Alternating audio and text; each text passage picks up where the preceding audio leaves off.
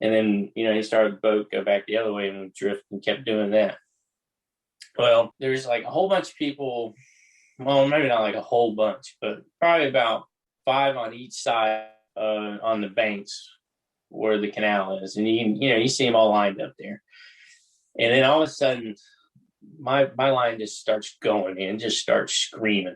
And it's like, and I'm just holding on to it. And Neil, all right, so age-wise, I was probably about 5th or 6th grade, however old that's supposed to be. So I'm just holding on to this pole and reel, and that reel is just screaming. Neil's yelling at me, just hold on to it. And I'm on this 10-foot pole, too. And that thing is bending like crazy.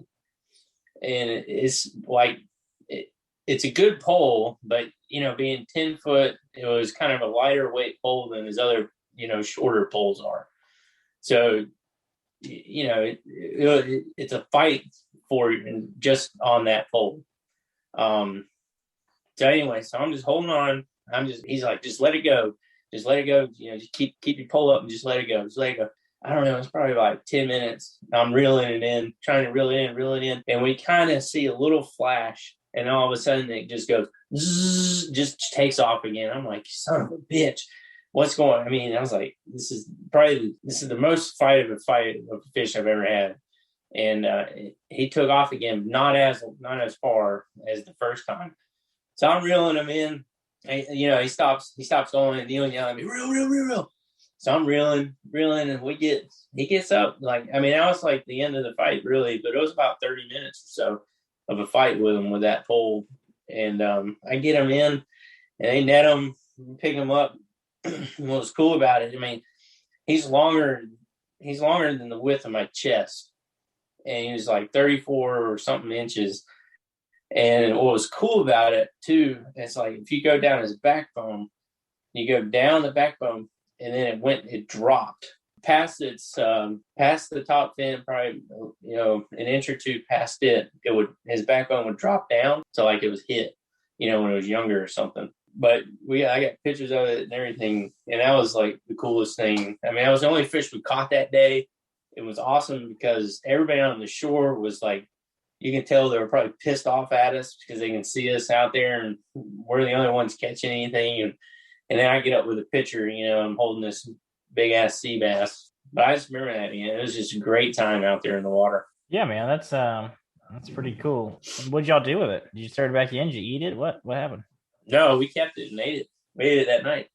Nice. He grilled it, did something on the grill. I don't remember, or his wife did, but no, we kept it.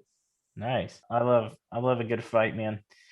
And it's always nice too to have them on a little bit smaller rod, than you're expecting. Yeah. That's what you said earlier. Exactly. You go to fish something, so you have it, this species A, and you have the rod for that species, and it's a smaller species, so you don't need a big rod. And what do you catch on it?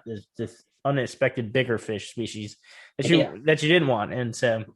And it does create a really good story, especially when you get it in. Yeah, it can also be frustrating when it doesn't work that way, but that's really cool. So, got to ask you, going back to the outdoors a little bit here, kind of doing the hiking and camping area. If you could go on your dream camping trip, where would it be? What would it look like? Oh man, dream camping trip. I mean, and this camping trip could be a backpack, for however long. I mean, it just any kind of outdoorsy, like survivalist camping experience anywhere in the world, where would it be and what would it look like? What's the environment?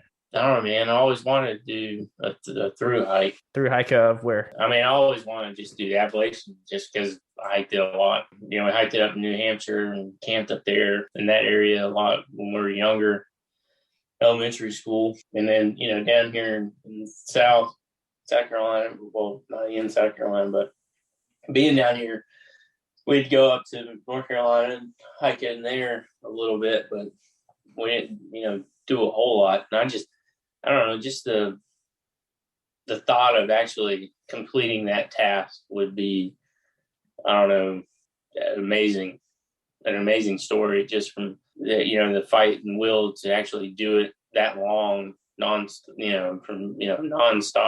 hiking all the way from Maine to Georgia would. I mean, that's to me crazy to think about in a way.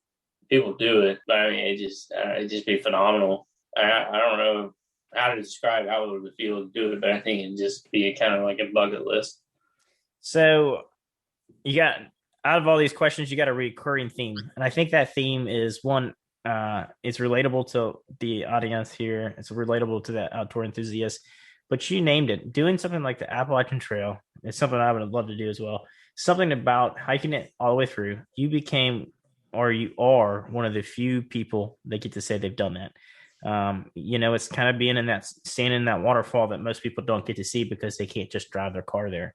Yeah, I mean, there's a lot of people that have driven from Georgia all the way up the East Coast, whatever, but nobody's ever, very few people have gotten the opportunity to walk it or even to commit that much time. All right, Jeff, I'm going to need you to actually take a step back and use your imagination and go on this journey with me. There you are, Jeff. You're headed to your favorite, or not your favorite, but your dream camping experience. You're headed there. All of a sudden, something happens. You get whisked away, and you're thrown in the middle of the woods, and you're in a survival situation now. And whatever reason, you're able to grab 3 items before you get thrown into these woods. What are the 3 items you would grab to survive, and why did you select those 3 things? You don't know how long it's going to take you to get out. You don't know where you're at. You're just in the woods now. You're stuck by yourself, and you have opportunity to pick 3 items. And that's not including the clothes on my back. Yeah, so we're going to go ahead and let's go ahead and go over what we're assuming. We're assuming that you have clothes on your back. So that's like underwear, like whether jeans, or we'll say the temperature hopefully is mild. Jeans. Yeah, right. You got some height. It's still, you were going on your dream camping, so you're prepared with your wool socks and all that stuff, right? You're able to have that. You're wearing it. Your rest of your gear is not in a place where you can get it, but you get these 3 items. And so, what are those 3 items to pick? That's a good one. I'm just gonna go off the top of my head real quick and not really think too much into it, but I would probably have to go compass. Knife's already on me anyway. Does that count or no? I didn't count it. I was just counting. Basically, you would wear your clothes. Well, I mean, knife's always on me. In this one situation, I mean, you have your knife on your clothes, so you're good. Oh, so it's already on me then? Yeah, we'll go ahead and say that it's on you because I said 3 items, but you happen to sneak a 4th one in. It's fine.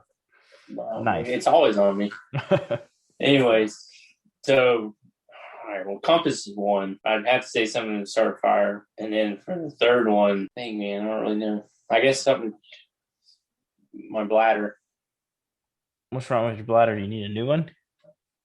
Water bladder. Oh, gotcha. Okay. I thought you meant like your physical bladder. I was like, oh boy, that's a different podcast. Yeah. So a bladder, interesting choice. I figured the 2 of them would be easy, and I thought the 3rd one would be the hard one to figure out. And it was for me when I was answering the question. I was like, I can think of 2, and then the 3rd one felt like, well, I actually got to think about this one. Like, is it better to take this object or that object? So, because I think you're right. Fire is important. So that was one of them that I grabbed as well in my head.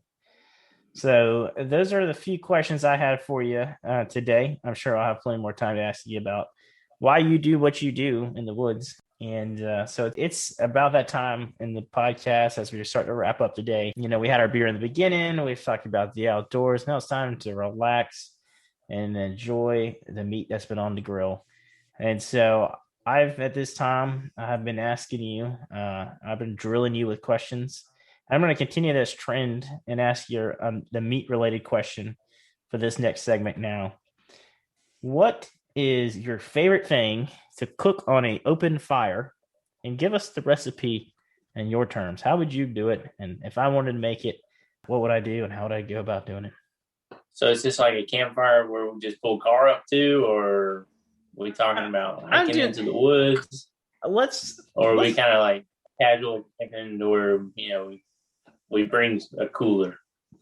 It's up to you, man. You could be ideally, I want you to be motivated by one meat that you particularly had in a camping situation, backpacking, or pull up, or just in a cabin that you really enjoyed, but it was cooked over an open fire? I think the big key word is open fire. It's got to be an open fire. What was it, and how'd you make it? And let's tell the audience. I mean, I just go with like a fire pit at my house. I like cooking out there sometimes, so I'm just gonna go with that. I think the best thing I ever cooked out there was a flank steak. Right, it was just slab of meat. I didn't prepare it. I just put salt, pepper on it on both sides. I put a stick of butter in a cast iron skillet, let it melt down a little bit, and just threw it on there. And I flipped it a little bit here and there, and I like my steaks raw, so it didn't take long for it to go. And that to me is just it's a simple man steak.